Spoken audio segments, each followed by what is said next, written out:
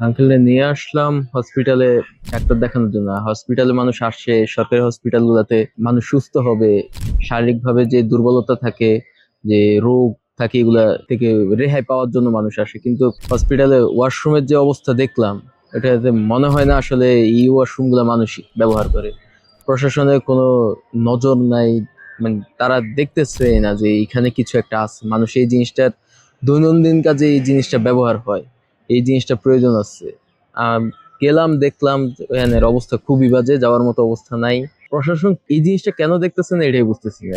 মানে প্রত্যেকদিন পরিষ্কার রাখলে একটা জিনিস খুব সুন্দর হয়ে যায়। ওই জায়গাটা দেখলে মনে হয় যে ওই জায়গাটা কখনো ক্লিন করা হয় না।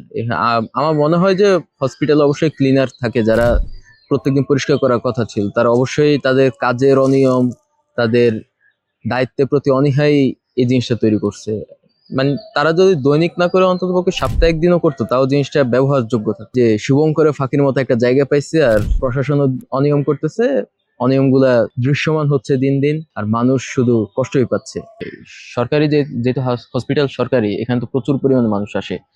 জনগণ, সাধারণ যে মধ্যবিত্ত ফ্যামিলি বা তাদের চাইতে নিম্নবিত্ত ফ্যামিলি, তারা এখানে আসে। তারা সরকারি যে চিকিৎসা, ওই চিকিৎসার জন্য এখানে আসে। এখন আসার পরে যদি তার প্রাকৃতিক চাপ লাগে বা যাওয়া লাগে, প্রয়োজন হয়, সে কিন্তু ওই সরকারি যে ব্যবস্থা ওইটা ব্যবহার না করে বাইরে গিয়ে টাকা দিয়ে করতে হচ্ছে। আর ওখানে হচ্ছে যে হয়তো একজন পারতেছে, দুইজন পারতেছে, 3 নাম্বার যে আসছে সে পারছে না। তো এটাও মানে জনগণের জন্য এটা খুবই মানে অসহনীয় একটা ঝামেলা।